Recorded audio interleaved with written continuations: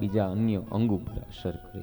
માટે આપ સૌને હું પ્રેમ કરું છું, આપ સૌ મારા છો, એટલે હું તમને વારંવાર કહું છું કે કીર્તનનો સહારો લ્યો, ભક્તિનો સહારો લ્યો, અને જે તાલીનો તમને માર્ગ બતાવ્યો છે એ રીતે તાલી પાડવી ઘર બેઠા. આટલું કરજો. વિરામ પેલા ગોપીઓનું ભાવરથનું આપણે દર્શન જોયું. હવે સુખિયા માલણનો પ્રસંગ, આવો એનું દર્શન કરીએ. હવે વૃંદાવનમાં સુખિયા માલણ રહેતી. આ સુખિયા માલણ ફૂલ તુલસી ગોકુળમાં ગોપીને ઘેર આપવા જાય. ત્યારે ગોપીઓ કનૈયાની વાતો કરે. માલણ કનૈયાની વાત સાંભળે, અને કનૈયાની વાતો સાંભળે ત્યારે માલણને ચેન પડે. ધીરે ધીરે માલણના હૃદયમાં પ્રેમ જાગે, કનૈયાના દર્શનની ભાવના જાગે. એક દિવસ માલણ યશોદાના આંગણામાં જઈ ઊભી રહે કે કનૈયો બહાર આવે, કનૈયાના દર્શન કરું, પણ કનૈયો બહાર નીકળતો નથી. ઘણા દિવસ સુધી કનૈયાના દર્શન કરવા માટે પ્રયત્ન કર્યા, પણ માલણને સફળતા મળી નહીં. આથી માલણ એક મહારાજ પાસે જઈ કનૈયાના દર્શન થાય એવો ઉપાય બતાવો. ત્યારે મહારાજ કહે કે તું પરમાત્માનું સવારે ઉઠીને ધ્યાન સ્મરણ કર. માલણ કહે હું સવારે ધ્યાન ન કરી શકું. સાધુ મહારાજ કહે તો ઘરમાં સેવા કર. માલણ કહે તે પણ મારાથી ન થઈ શકે. ત્યારે મહારાજ કહે કનૈયા માટે તારે કાંઈક નિયમ લેવો પડે, ભક્તિનો કાંઈક નિયમ લે. હવે માલણને અનેક સાધનો બતાવ્યા, પણ માલણ ના પાડે. આખરે વૃંદાવનના મહારાજ કહે કે તારાથી કાંઈ ન થાય તો છેવટ તું નંદબાબાના આંગણે જઈને દરરોજ ફરજ, એના કરતા દરરોજ 108 પ્રદક્ષિણા કરજે. તારા પાપ બળશે, પ્રભુની દયા આવશે. પ્રદક્ષિણા કરતા કરતા પ્રાર્થના કરજે કે હે પ્રભુ, મારે તમારા દર્શન કરવા છે. 3 વર્ષ સુધી આ પ્રદક્ષિણાનો નિયમ તું રાખજે. હવે માલણ વિચાર કરે કે આમ આ નિયમમાં 1 રૂપિયાનું ખર્ચ નથી. હું રોજ નંદ બાબાના આંગણે જઈને ફરું છું, એના કરતા 108 પ્રદક્ષિણા કરવામાં મારા બાપનું શું જાય? માલણને નિયમ ગમી ગયો. માલણ પૂછે છે કે આ નિયમમાં મારે કાળજી શું રાખવી? ત્યારે મહારાજ કહે કે તારે પ્રદક્ષિણા કરવાની, અને પ્રદક્ષિણા કરતા કરતા 2 હાથ જોડી પ્રદક્ષિણા કરવાની, મનથી સ્મરણ અને જીભથી કનૈયાનો જપ કરવો. પ્રદક્ષિણા કરો ને બહેનો ભાઈઓ, તમને બધાને કહું છું, ત્યારે ધીરે ધીરે કરવી. મંદિરમાં કે કથામાં કરો ને ત્યારે ધીરે ધીરે પ્રદક્ષિણા કરવી. પણ ઘણાય જાણે પાછળ ભૂત ન પડ્યું એમ મંદિરમાં દોડતા હોય, આમ ન કરો. મનુષ્ય વ્યવહારમાં નિયમ રાખે, એમાં ભોજન તો સમયસર જ જોઈએ. મનુષ્ય ભોજનમાં નિયમ રાખે, પણ ભજનમાં એ નિયમ રાખતો નથી. એ ભજન કર્યા વગર ખાય એ પાપ ખાઈ રહ્યું. મનુષ્ય પોતાના કપડાની જેટલી કાળજી રાખે એટલી કાળજી જો પોતાના કાળજાની રાખે ને તો તેનું મન મેલું ન થાય, બગડે નહીં. સત્કાર્યમાં બહેનો ભાઈઓ નિયમ રાખો, અને તેની પરીક્ષા પરમાત્મા કરે છે કે તમે નિયમમાં કેવા પાકા છો. નિયમમાં કેવા પાકા છો. એક વાત કહું, 3 મિત્રો જાત્રા કરવા ગયા.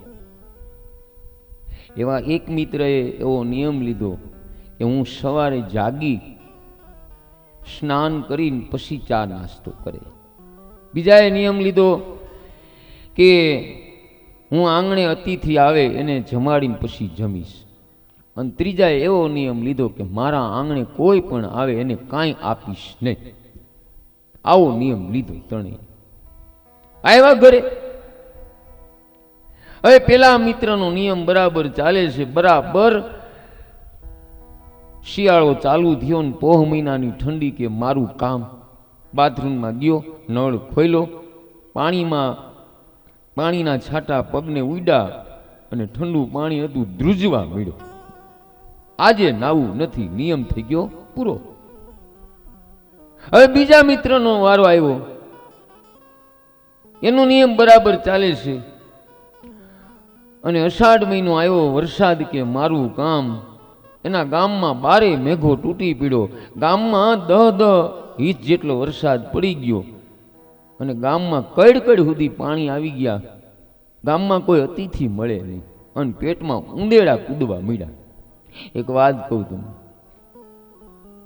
મારી બાજુમાં હાર્દિક પટેલ છે. સવારે 6:30 એના કારખાને ગયો, સીઝન વિશે એટલે, અને બપોરે 12:30 આવ્યો અને એની પત્ની અંજુને કહે તું જલ્દી રસોઈ બનાય, મને એવી ભૂખ લાગી છે કે પેટમાં ઉંદેડા કૂદે છે. ત્યારે એની પત્ની અંજુ કહે કે રસોઈ તો બધી તૈયાર છે, તમે હાથ મોઢું ધોઈ લ્યો, ત્યાં ઉંદેડાની દવા ભેળવી દો. હવે આ બીજા માણસને નિયમ, એના પેટમાં ઉંદેડા કૂદે, ભોજન કરી લીધું, નિયમ એનો પૂરો. જો બહેનો ભાઈઓ, નિયમ તમે એકવાર લ્યો અને વચમાં મૂકી દો ને પછી નિયમનો કોઈ અર્થ નથી. હવે ત્રીજા માણસનો વારો આવ્યો અને એક લગર વગર સંત આવ્યા. આવીને કહે છે સીતારામ. ત્યારે આ ત્રીજો માણસ કહે છે બાપુ માફ કરજો, હું જાત્રામાં ગયેલો, મેં ત્યાંથી નિયમ લીધેલો કે મારા આંગણે કોઈ પણ આવે એને હું કાંઈ આપીશ નહીં.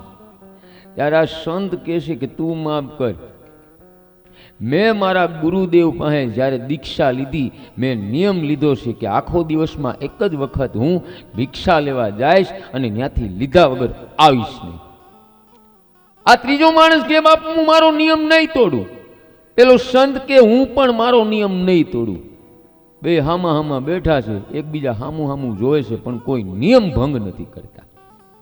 બપોરના 12:30 થયા અને ઓલો ત્રીજો માણસ બહેનો ભાઈઓ ઘરે ગયો અને એની પત્નીને કહે છે કે આજ તો એક સંત આવ્યા છે પણ એવા અઠીલા છે, એનો નિયમ તોડતા નથી. એની પત્ની ઠપકો દેશ કે આવા નિયમ ન લેતા હોય તો મારે પાડોશમાં સાંભળવું પડે છે કે આના આંગણે કોઈ આવતું નથી ને આવે તો કાંઈ દેતા નથી. તા ઓલો સંત આવ્યો, સીતારામ. આવીને પેલી બેને ડેલી ઉઘાડીને કીધું બાપુ માફ કરજો, મારા પતિદેવ જાત્રામાં ગયેલા ને ત્યાંથી નિયમ લીધો કે આંગણે આવે ને કાંઈ આપવું નહીં. સંત કહે છે બેટા માફ કર, મેં નિયમ લીધો લે કે હું જે ઘરે જાઉં ત્યાંથી લીધા વગર જઈશ નહીં. હવે ઓલો ત્રીજો માણસ બહેનો ભાઈઓ સમજી ગયો કે આ સંત નિયમ તોડવાનો નથી અને મારે નિયમ તોડવો નથી. એટલે આ ત્રીજો માણસ એની પત્નીને બોલાવીને કહે છે કે હવે હું મારું મોત પ્રિય કરું છું, મારા પ્રાણ બ્રહ્માંડમાં જવા દઉં છું. હા, તું જા કહી દે કે મારા પતિ રહ્યા નથી. અને બહેનો ભાઈઓ, એ માણસે એના પ્રાણ બ્રહ્માંડમાં જવા દીધા. હા, એની જે ક્રિયા આવડતી હોય ને એ કરી શક્યા. એ બ્રહ્માંડમાં પ્રાણ વયા જાય, મસ્તકની ઉપર બ્રહ્માંડ આવે એટલે માણસને એમ લાગે કે આ માણસ મરી ગયો છે. હવે પેલી પત્ની સંતને જઈને કહે છે કે બાપુ માફ કરજો, આપને દાન દેનારો મારો ચૂડલો, મારા માથાનો હેથો, મારા મસ્તકનો ચાંદલો, મારા ગળાનો મંગળસૂત્ર જતો રહ્યો છે અને મારો ધર્મ પણ મારા પતિદેવની હારોહાર ગયો છે. મારો ધર્મ એ છે કે મારા પતિદેવનો ધર્મ હું તમને હવે કાંઈ નહીં આપી શકું, મારા પતિ મરી ગયા છે.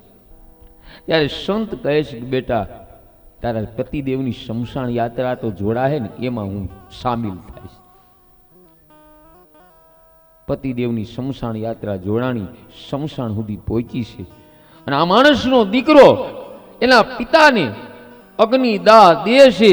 એ જ સમયે પેલા સંતમાંથી ચતુર્ભુજ સ્વરૂપ ભગવાન નારાયણ દ્વારિકાનાથ પ્રગટ થયા છે. શંખ ચક્ર ગદા પદ્મધારી, બોલો દ્વારિકાધીશ કી. ભગવાન ત્રીજા માણસને કહે છે કે ધન્ય છે તારા નિયમને. તે મોતને વાલું કરી લીધું પણ નિયમને તે છોડ્યો નથી. બહેનો ભાઈઓ, નિયમ લેવો હોય ને તો આવો લેવો. હા, મોત ભલે આવી જાય પણ ઘડીએ ઘડીએ નિયમ નો તોડવા, નતર નિયમ લેવો જ નહીં. નિયમની પરીક્ષા બહેનો ભાઈઓ પરમાત્મા ગમે ત્યારે કરે છે કે તમે નિયમમાં કેટલા પાકા છો. કોઈને સાચું બોલવાનો નિયમ હોય, હા, કે હું જીવનમાં ખોટું નહીં કરું, એ માણસ બહેનો ભાઈઓ બહુ આગળ આવે છે, યાદ રાખજો. હા, એની પરીક્ષા થાય, તળિયા સુધી પરીક્ષા કરી લેશે, પણ એ પરીક્ષામાં પાર ઉતરી જાય ને બહેનો ભાઈઓ, પછી આ સંસારમાં એ વ્યક્તિને કોઈ આંબી શકતો નથી. હવે માલણને નિયમ છે કે રોજ પ્રદક્ષિણા કરે છે. માલણ પ્રભુને રોજ મનાવે, હે નાથ મને દર્શન આપો. 3 વર્ષ પૂરા થયા, આજે કૃષ્ણ વિહર માલણથી સહન થતો નથી. આજ મન શુદ્ધ થયું.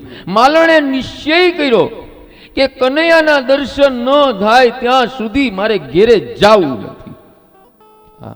માલણ પ્રદક્ષિણા ભરે, માથે ફળની ટોપલી, જીભે કનૈયાનું નામ, ફળ લો ફળ લો.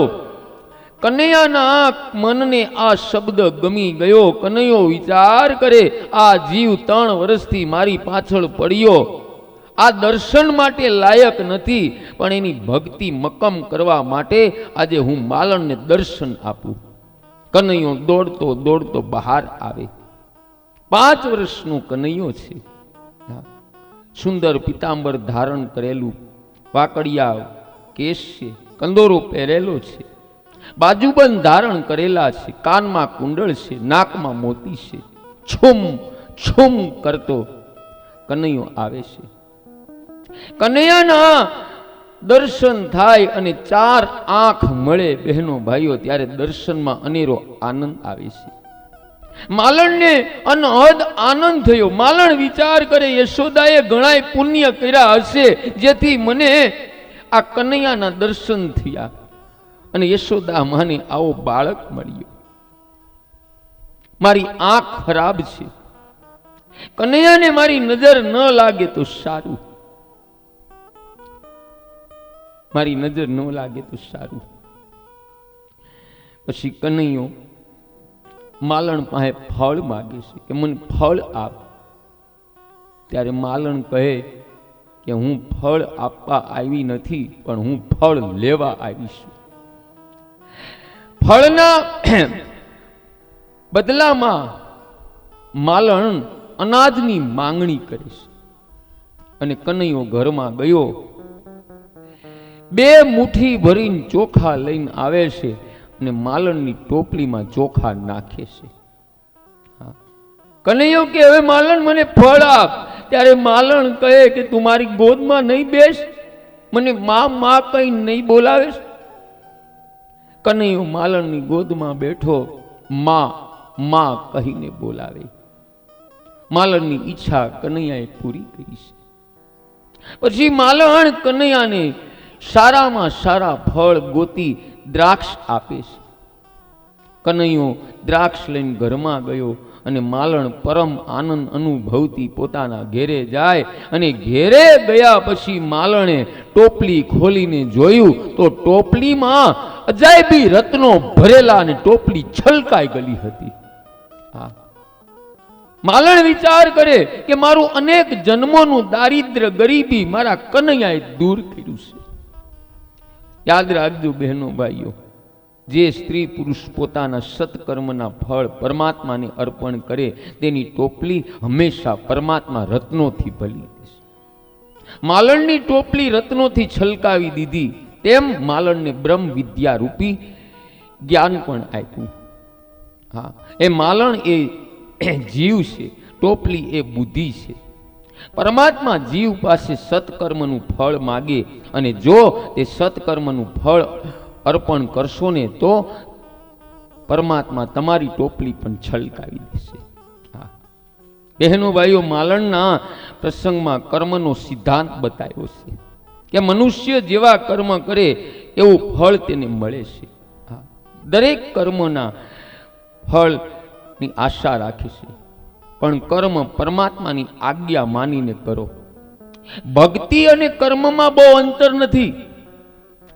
એ પરમાત્માને પ્રસન્ન કરવા માટે ફળની ઈચ્છા રાખ્યા વગર જે કર્મ કરે તે કર્મ ભક્તિ બને છે.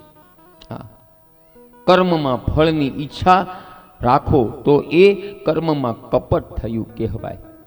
મનુષ્ય કર્મ કરતી વખતે પરમાત્મા સાથે મન જોડીને રાખે તો તેની દરેક ક્રિયા એ ભક્તિ છે.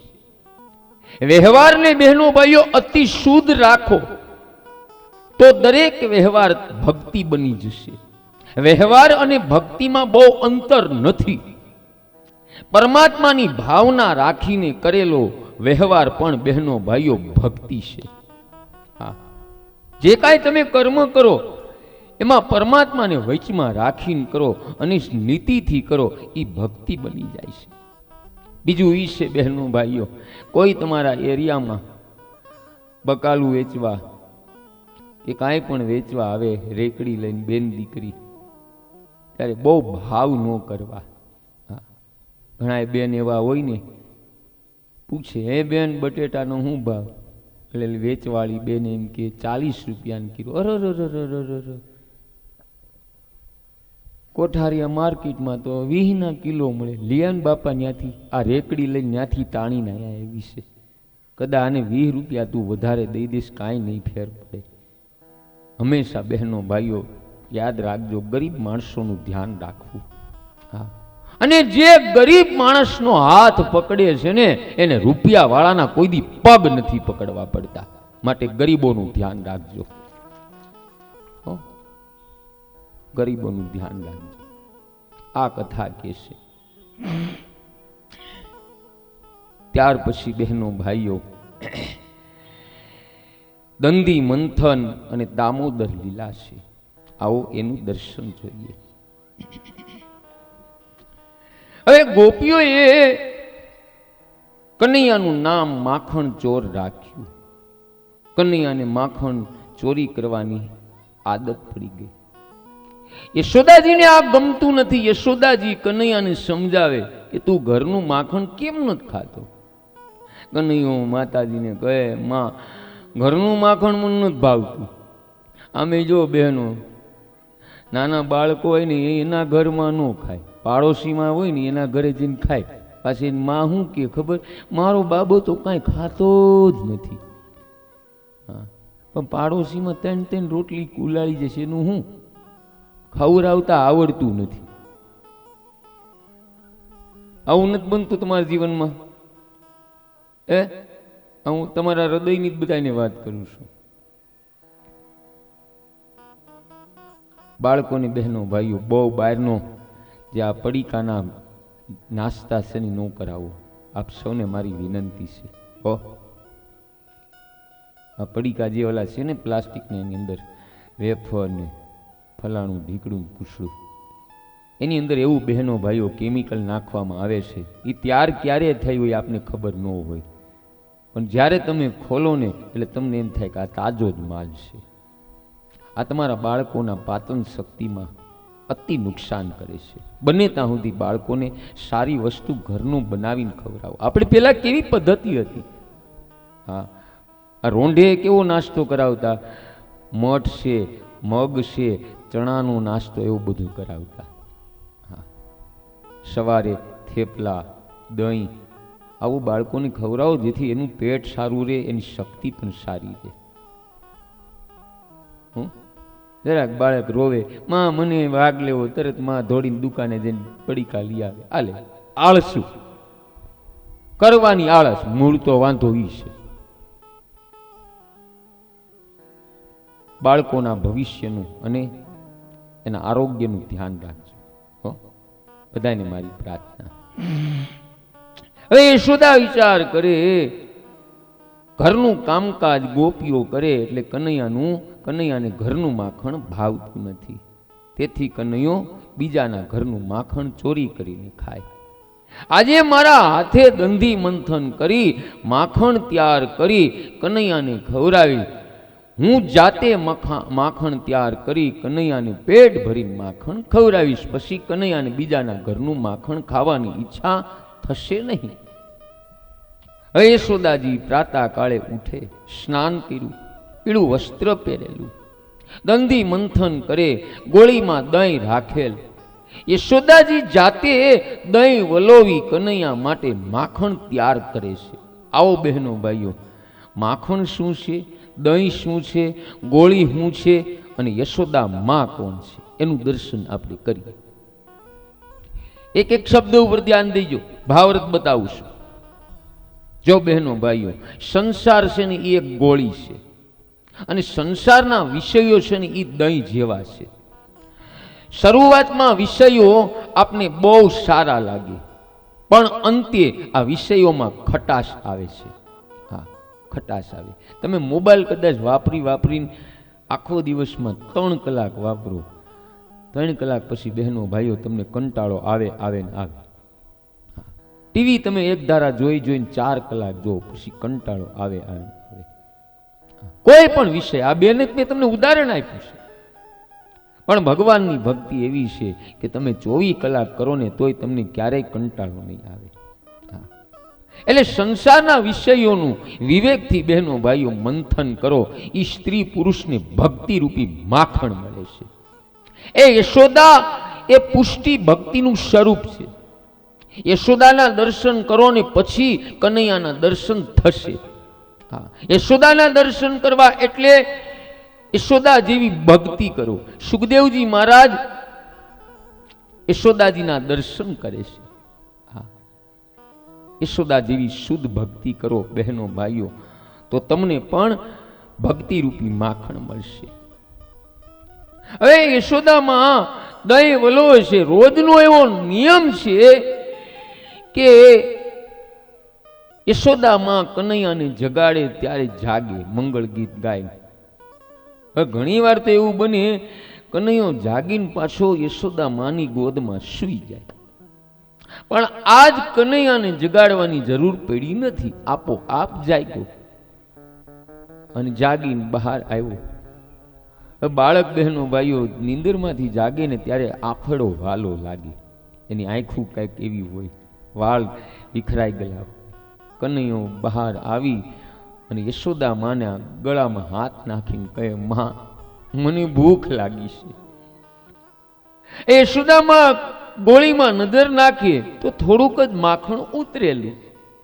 યશોદામાં વિચાર કરે કે હજી 10-15 મિનિટ મંથન કરું તો વધારે માખણ ઉતરે. એટલે યશોદા કહે, કનૈયા ઘડીક વાર ખમ. પણ કનૈયો આજ ભૂખ સહન થતી નથી. ના માં, કનૈયો પગ પછાડવા લાગ્યો, મને માં માખણ આપ. હવે માને દયા આવી અને માએ કામ પડતું મૂકી અને કનૈયાને ગોદમાં લીધો. હવે માં અને બાળક બે એક થયા છે. યશોદા માં કનૈયાને ધવરાવે ત્યારે માં અને દીકરો એક થયા છે. યશોદાજી બહેનો ભાઈઓ જીવ છે અને કનૈયો બ્રહ્મ છે. જીવ અને બ્રહ્મનું મિલન થયું છે. હવે તે જ સમયે યશોદા માએ જોયું કે ચૂલા ઉપર દૂધનો ઉભરો આવશે. હા, ખરેખર બહેનો ભાઈઓ, જ્યારે જીવનો બ્રહ્મ સંબંધ થાય ને ત્યારે જ દૂધનો ઉભરો આવે છે. હા, અને દૂધ ઉભરાય એ સારું નહીં એવું બહેનો કહે છે ને બધા. દૂધ ઉભરાય સારું નહીં. પણ બહેનો ભાઈઓ યાદ રાખજો, દૂધ ઉભરાય ને એવું એક શુકન નથી. કારણ કે ચૂલો છે ને એ કાયદેસરનો યજ્ઞ કુંડ છે. આપણી પહેલાની માતાઓ રસોઈ બનાવતી તો પહેલા એ ચૂલાને અર્પણ કરતી, અગ્નિને. અત્યારે તો એવું કાંઈ છે નહીં, ગેસ આવી ગયા છે. હા, એટલે દૂધ ઉભરાય ને એટલે અગ્નિદેવને મળે, એટલે અગ્નિદેવને સંતોષ થાય. એટલે દૂધ ઉભરાય એના જેવું શુકન એ કોઈ છે. માણસોના ઘરમાં દૂધ ઢોળાનું તોય અરે હાય હાય આજ તો કંઈક નુકસાન થાય, લે તો આ ડેરીઓ વાળાને દુનિયાનું દૂધ ઢોરાય છે, હું એને નુકસાન થતું છે. ક્યાં સુધી તમે અંધશ્રદ્ધામાં જીવશો મને કઈ ખબર નથી પડતી. નીકળો બહાર, બહાર નીકળવાની જરૂર છે. એ દૂધ ન ઉભરાય તો એક ચમચી ચૂલામાં નાખી દેવું સારું છે. એક જેના ઉપર ગરોળી માથે પડે ને એને પણ શુકન માનવામાં આવે છે. એના ભાગ્ય બદલવાનું હોય ને તો ગરોળી માથે પડે, પણ ઘણાની માથે ગરોળી જોયે ને તા આખા ઘર માથે લઈ લે છે.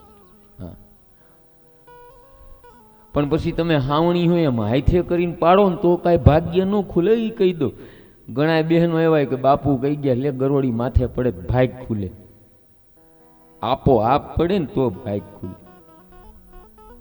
એક જેના ઘરમાં ઉંદર અને સસુંદર આવતા હોય તો એ બહુ સારું છે. ઉંદર છે એ ગણપતિનું વાહન છે, સસુંદર છે એ માં લક્ષ્મીનું વાહન છે. આવવા દેજો, પિંજરા નો રાખતા. પાછા કેવા પાકા બહેનો, ઉંદેડો અંદર ન આવે એટલે ઘી બહુ જાજુ લગાડે, બહુ જાજુ લગાડે, પકડીને પાછા નાખી આવે. દરેક જીવને બહેનો ભાઈઓ એને એને એનો હક છે ખાવા પીવાનો. હો, ધ્યાન રાખજો. એક આંગણે કૂતરા આવે તોય સારું, ગાય આવે તોય સારું, બધાને કહી દઉં છું. પણ અત્યારે બહેનો ભાઈઓ કોઈને ગાય કૂતરા ગમતા નથી. હા, આ એરિયો તો સારો છે. અમુક જગ્યાએ કૂતરા આંગણે ન આવે ને એટલે લાલ કલરની બોટલું રાખે છે. જેણે રાખી છે ને દાંત આવશે, એ એની તૈયારી કરે છે. એ લાલ કલરની બોટી પોતા માટે તૈયારી કરે છે. હવે યશોદામાં કનૈયાની ન્યા મૂકી અને દૂધ ઉતારવા ગયા, ચૂલાને શાંત કર્યો અને દૂધને સાઈડમાં મૂકી દીધું. યશોદા બહાર આવે છે તો કનૈયો ક્યાંય દેખાતો નથી. યશોદામાં વિચાર કરે હજી હું હમણાં કનૈયા આયા મેલીને ગઈ, આટલી વારમાં ગયો ક્યાં, ક્યાંય દેખાતો નથી. તો કનૈયો બહેનો ભાઈઓ ખાંડણિયા ઉપર ચડી માખણ ઉતારી બાળ મિત્રો અને વાંદરાઓને ખવડાવે છે. યશોદા માયા નજરે જોયું અને યશોદા માયા હાથમાં લીધી લાકડી અને બાળ મિત્રો કેવા લાગ્યા, કનૈયા કનૈયા તારી માં આવી.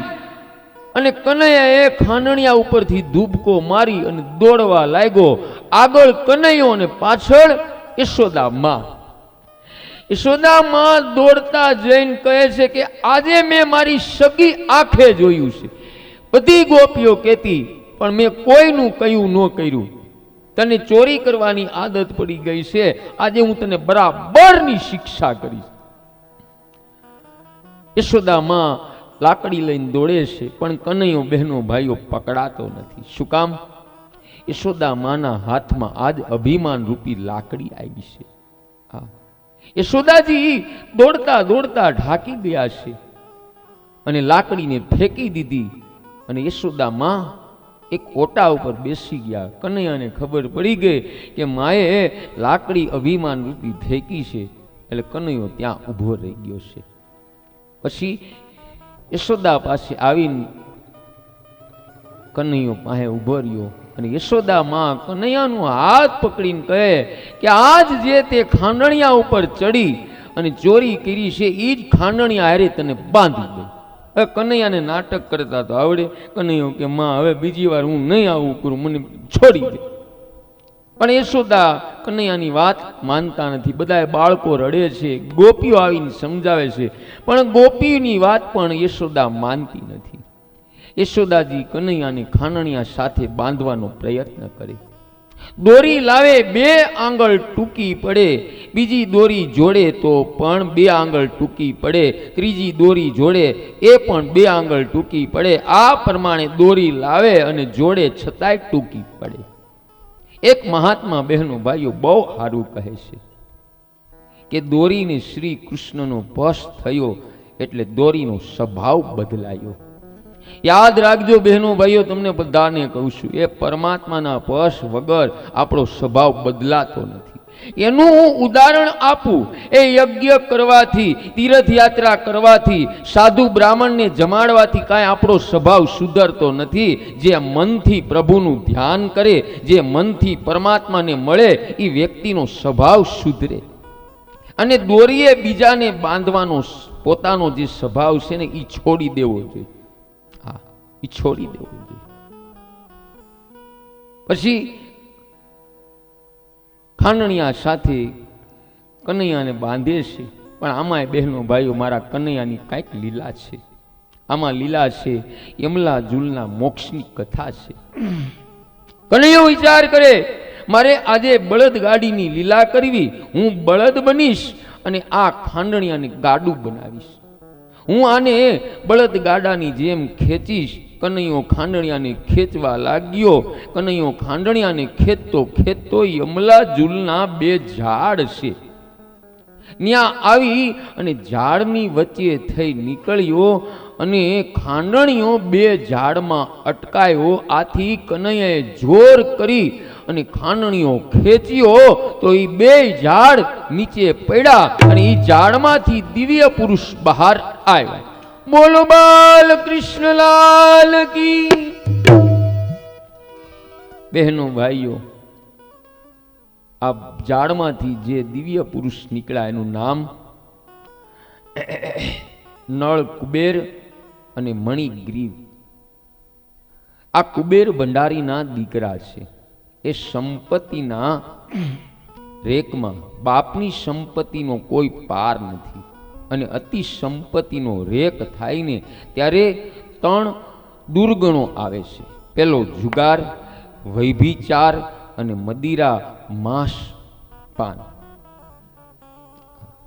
સુખદેવજી મહારાજ કહે કે રાજન, નારદજીએ ક્રોધ કરીને નહીં પણ કૃપા કરીને આ 2 ભાઈઓને શ્રાપ આપ્યો. નળ કુબેર અને મણિગ્રીવ સંપત્તિના અતિ રેકમાં ભાન ભૂલેલા. હા, અનેક ગાંધર્વો કન્યાઓ સાથે એના લગ્ન કરેલા, પણ ખૂબ મદિરા પાન કરે. અને એક દિવસ આ 2 ભાઈઓ ખૂબ મદિરા પાન કરી અને ગંગા કિનારે આવ્યા અને ગંગાજીમાં યુવતીઓ સાથે વસ્ત્ર વગર સ્નાન કરે અને કામ કીડા કરે છે. ત્યારે નારદજી ત્યાંથી પ્રસાર થયા. નારદજીને જોયા છતાંય આ 2ને શરમ ન આવી એટલે નારદજીએ શ્રાપ આપ્યો કે તમે તીર્થ ભૂમિને બગાડ કરો છો. હું તમને શ્રાપ આપું છું કે જાઓ તમે નંદબાબાના આંગણે 2 ઝાડ થાવ. 2 ઝાડ થાવ. બહેનો ભાઈઓ, યાદ રાખજો, આપણે તીર્થ કરવા જઈએ ને તો તીર્થને ચોખ્ખું ન રાખી શકી તો ચાલશે, પણ તીર્થની ભૂમિને બગાડવાનો આપણો હક નથી. હા, તીર્થ કરવા જાઓ બને ત્યાં સુધી તીર્થને ચોખ્ખું રાખો. હા, એક તીર્થમાં અનેક દેવનો વાસ છે. ઘણા તીર્થનો દુરુપયોગ કરે છે, ત્યાં મદિરા પાન કરે છે, ન કરવાના કાર્ય કરે છે. એ સારું નથી. હા, માનવ શરીર પરમાત્માની સેવા કરવા માટે છે, પણ માનવ એનો દુરુપયોગ કરી રહ્યા. એ લક્ષ્મીના મદમાં આ નાશવંત શરીરને લોકો અજર અમર માને છે અને બીજા પ્રાણીઓનો દ્રોહ કરે. છેવટે શરીરનો રાખનો ઢગલો થવાનો. આ મનુષ્ય એ ભૂલી જાય છે અને એક શરીરનો કેટલો માણસ હકદાર છે. એક વ્યક્તિ કહે કે મારા શરીરનો માલિક હું છું, એટલે મારે મારા શરીરની કાળજી રાખવી પડે. પિતા કહે કે તું મારાથી ઉત્પાદન થયો, તેથી તારા શરીરનો હકદાર હું છું. માતા કહે મારા ઉદરમાં પાળી પોષીને તને મોટો કર્યો એટલે હું હકદાર છું. અને પત્ની કહે તારી સાથે મેં લગ્ન કર્યા એટલે હું હકદાર છું. અગ્નિદેવ એમ કહે કે પ્રાણ ગયા પછી શરીર મને સોંપી દો એટલે હું હકદાર છું. આખર આ શરીર ઉપર કોનો હક છે એ કોઈ સમજતું નથી. છેવટે ભગવાને નિર્ણય આપ્યો કે આ શરીર કોઈનું નથી, મેં જીવને આપેલું છે, તેથી આ શરીર મારું છે. તેથી આ શરીર મારું છે. બહેનો ભાઈઓ, ધ્યાન દઈને સાંભળજો. એક ઉદાહરણ આપું છું. એ 100 રૂપિયાની નોટ ફાટી ગઈ હોય, પણ એ નોટની ઉપર લખેલા નંબર બુહાણા ન હોય, પણ નોટ ફાટી ગઈ હોય ને તો હાલે, નંબર બુહાવા ન જાય. એવી રીતે બહેનો ભાઈઓ, આ શરીર ફાટેલ અને ગંદુ છે, પણ શરીર ઉપરનો નંબર સારો છે. એટલે આ શરીરથી પરમાત્માનું ભજન, કીર્તન, નામ, જપ થઈ શકે. શરીરને વેડફી ન નાખો. અને જાત્રા કરવા જાઓ ત્યારે બહેનો ભાઈઓ ડબરા ભરી ભરીને ભાતા ન લઈ જાઓ. હા, ઘણા ડબરા ભરી ભરીને ભાતા લઈ જાય છે ને પાછા આવીને હું કે મને હરિદ્વારની 4 ધામની હવા નો હીધી. લે, તો ન્યાના લોકો મરી જતા હશે. આ તને ભાતું નો હીધું, સૂકી ભાજી, થેપલા, ગાંઠિયા, લીલી ચટણી ઊભી નીકળી છે. બહેનો ભાઈઓ, જાત્રા કરવા જાઓ ને ત્યારે યાદ રાખજો, તમારું કોઈ નિંદા કરી હોય ને એ વ્યક્તિનું પાપ હારે લઈને જાઓ. તમારું માફ કરજો, તમારી કોઈ નિંદા કરી હોય ને એ વ્યક્તિનું પુણ્ય હારે લઈને જાઓ. અને તમારી જે નિંદા કરે એનું પુણ્ય તમને મળે છે. જાત્રામાં આ લઈ જવાનું છે. જાત્રા કરવા જાવ ત્યાં હાબુ નો લઈ જાવ. જાત્રા કરવા જાવ ત્યાં અનકડી નો ગાવી. જાત્રા કરવા જાવ ત્યાં બહુ ફરવાનો મોહ નો રાખો. એક એક તીર્થ ભૂમિમાં જઈ ત્યાંની જે કાંઈ બનેલી ઘટના છે બધું પૂછો કે અહીંયા આ કેવી રીતે પ્રગટ થયા. આ જાત્રાનો મહિમા છે. અત્યારે જાત્રાને લોકોએ ફરવાના સ્થળ બનાવી નાખ્યા છે. હા, લોકો હરિદ્વાર કથા કરવા જાય પણ અડધો તક કથા કરે અને અડધો તક ત્યાં બધા ફરવા જ જાય છે. બોલો, આ ખોટું છે. અને જે જાત્રાની ભૂમિને બગાડે છે ને બહેનો ભાઈઓ, યાદ રાખજો, બીજા જન્મમાં ઝાડ થાય છે. ઝાડને હું સહન કરવું પડે? વરસાદ, તડકો, ટાઈડ અને મારા જેવો બાવો હાલતો જાય, ડાળ ખેંચતો જાય. માટે જાત્રાની ભૂમિને શુદ્ધ રાખો. હવે નારદજીનું વચન સત્ય કરવાના હેતુથી પ્રભુએ આ લીલા કરેલી. નળ કુબેર અને મણિગ્રીવનો ઉદ્ધાર થયો. પછી કનૈયાને વારંવાર એ વંદન કરે ને સ્તુતિ કરે. પરમાત્માએ એને દિવ્ય શરીર આપ્યું અને ગોલોક ધામમાં આ 2 ભાઈઓનો વાસ થયો. તા તું બહેનો ભાઈઓ, શ્રી કૃષ્ણની લીલાનો ખાંડણીએ બંધાવાનું ભાવરત. ત્યાર પછી બહેનો ભાઈઓ વૃંદાવન લીલા આવે છે. આવો એનું દર્શન કરી. એ કનૈયાની બાલ લીલા પૂરી થઈ. હવે વૃંદાવન લીલા શરૂ થાય. કનૈયો ધીરે ધીરે મોટો થઈ જાય. હવે કનૈયાને 5 વર્ષ પૂરા થાય અને 6ઠું વર્ષ શરૂ થાય. હવે ગોકુળમાં ઉપનંદ નામનો એક ગોપ રહે. આ ગોપ બાળકોને પ્રિય. આ ઉપનંદ બાળકોને ગમત પડે, મનોરંજન આપે અને બોધ મળે એવી સુંદર સુંદર વાર્તાઓ બાળકોને કહે. આ બાળકોના કાકા તરીકે ગોકુળમાં જાણીતા. હવે ગોકુળમાં થતા રાક્ષસો અને રાક્ષસીના ઉત્પાત જોઈ એક દિવસ ઉપનંદ કાકા સૂચન કર્યું કે આપણે બધા બાળકોને લઈ વૃંદાવન જઈએ. વૃંદાવન અહીંથી દૂર નથી, બધાયનો ત્યાં સમાવેશ થઈ જશે. હવે ઉપનંદ કાકાનું સૂચન સર્વેને ગમ્યું અને કનૈયા સાથે બધાએ વૃંદાવનમાં રહેવા જાય છે. હા, વૃંદાવનમાં રહેવા જાય છે. જો કનૈયાએ ઘણા ગામ બદલાવ્યા. હો, બધાને કહું, આપણે બદલાવ્યા એવું નથી, ઘણા ગામ બદલાવ્યા.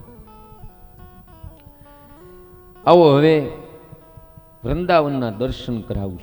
ધ્યાન દઈને બધા બહેનો સાંભળજો, જેના બાળકો નાના હોય ને બધાને મારી પ્રાર્થના, એક એક શબ્દ ઉપર ધ્યાન આપજો. વૃંદા એટલે ભક્તિ થાય, વૃંદાવન એટલે ભક્તિનું વન. બહેનો ભાઈઓ, તમારો બાળક 5 વર્ષનો થાય એટલે તમારા બાળકને ગોકુળમાંથી વૃંદાવન લઈને જાઓ. એટલે કે તમારા બાળકને ભક્તિના વનમાં લઈને જાઓ. એ બાળકને 5 વર્ષ પૂરા થયા પછી લાડ કરશો નહીં, કારણ લાડનો સમય ગોકુળમાં પૂરો થઈ ગયો. અને જે મા બાપ બાળકને સારા સંસ્કાર ન આપે તે મા બાપના વેરી છે. જે મા બાપ બાળકને ધર્મનું શિક્ષણ ન આપે, ભક્તિનું શિક્ષણ ન આપે, એ મા બાપને બાળકના દુશ્મન જ માનવા. કારણ બાળકનું હૃદય કોમળ હોય છે. બાળકને તમે જે બાજુ વાળો તે બાજુ વળી જશે. આથી બહેનો ભાઈઓ, વાલીઓને મારી પ્રાર્થના કે તમારા બાળકોને બાળ અવસ્થામાં સારા સંસ્કાર આપો, તો જુવાનીમાં બાળક બગડશે નહીં. સંસ્કાર સમય એનું રક્ષણ કરશે. હા, બાળકોને સારા સંસ્કાર નાનપણથી આપો. ખાસ જે બાળકોના દાદા દાદી છે એને તો હું વિનંતી કરું છું, જ્યારે બાળકના પપ્પા મમ્મી એને ડારો દે ને ત્યારે દાદા અને દાદી એમ કહે છે, ભાઈ હળવો રે, અમારું વ્યાજ છે, આ વ્યાજને બહુ મોઢે ન ચડાવવું, કહું છું. પણ દાદા દાદીને મારી પ્રાર્થના કે તમારા બાળકોને મંદિરે લઈ જાઓ. બાળકોને પાસે બિહાડીને કેવું, બેટા અહીંયા આવતો જોતો, હવે મારી આંખો હાવ ઝાંખી થઈ ગઈ છે, આ ગીતાનો શ્લોક મને ઉકલતો નથી, જરાક વાંચી દે ને. આમ બાળકોને ધર્મના માર્ગે વાળવાની કોશિશ કરો,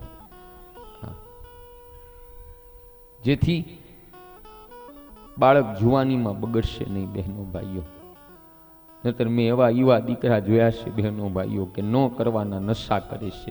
મા બાપ ખૂબ સંસ્કારી હોય જોઈ, કારણ કે એને બાળક ઉપર એ ધ્યાન રાખી નથી. બધાને કહું છું કે તમારા બાળકો આરે જેમ મોટા થાય એમ દુશ્મન જેવો વ્યવહાર કરો.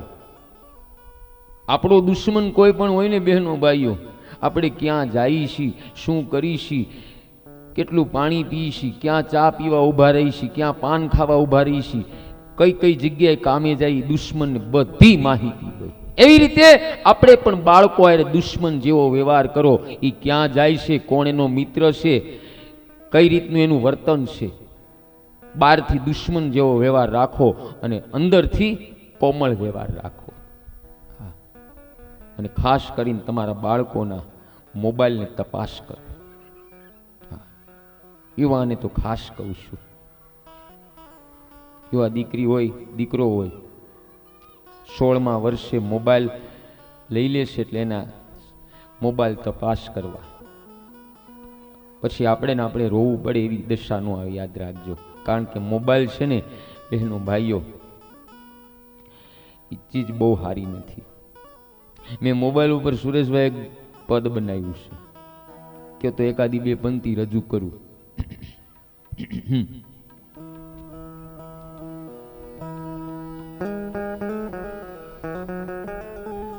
મોબાઈલ તે તો એવી કરી યુવા પેઢીને હેલી કરી.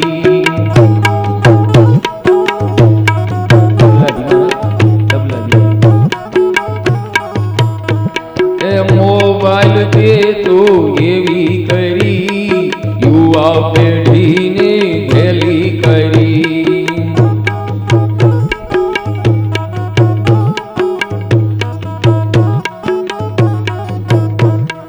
ઘેલી કરી તે તો ઘેલી કરી યુવા પેઢીને ઘેલી કરી.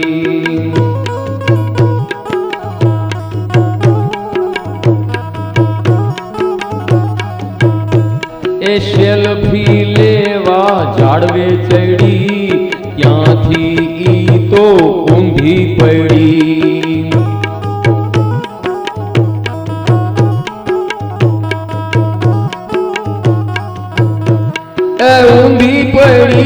તો એવી પડી 6 મહિનાના ખાટલે પડી.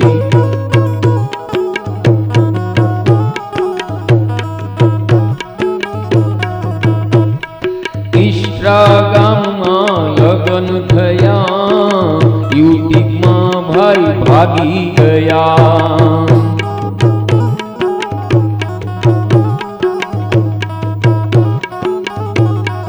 મા બાપના કાળજા ફાટ્યા, યુવા પેઢીએ એવી કરી.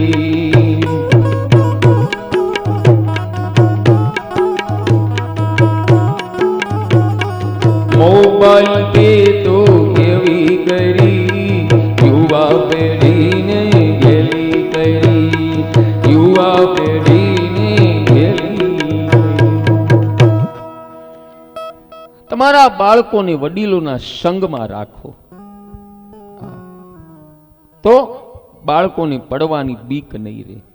વડીલો હારે હોય તો વડીલો સારો માર્ગદર્શન આપે. ત્યાર પછી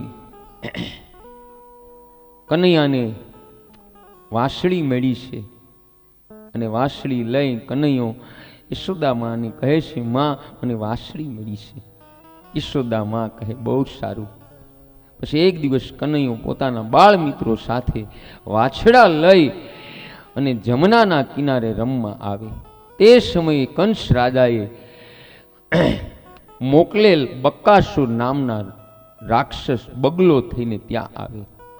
બકાસુર બાળકને કરડવા દોડે, તેથી બાળકો એકદમ ગભરાઈ જાય.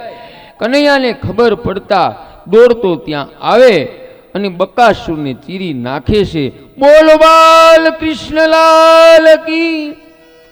આ જોઈ બાળ મિત્રો કનૈયાની જયકાર બોલાવે, અને સંધ્યા સમયે બધાય બાળકો ઘેરે આવે અને પોતપોતાની માતાઓને કનૈયાએ કરેલા પરાક્રમ બતાવે. બધાને કનૈયો વાલો લાગે છે. ત્યાર પછી અઘાસુરનો વધ. એક દિવસ બહેનો ભાઈઓ, કનૈયો બાળ મિત્રો સાથે વાછડા લઈ યમુનાના કિનારે આવે. હવે કંસ રાજાએ બકાસુરના વધ પછી આજે અઘાસુર રાક્ષસને મોકલ્યો. તે મોટું અજગરનું સ્વરૂપ ધારણ કરી મોઢું ફાડીને બેઠો. એનું મોઢું પર્વતની ગુફા જેવું દેખાય. અને બાળ મિત્રો રમતા રમતા ત્યાં આવે. બાળકો કનૈયાને કહે, કનૈયા અહીં કાંઈક ગુફા જેવું છે, અંદર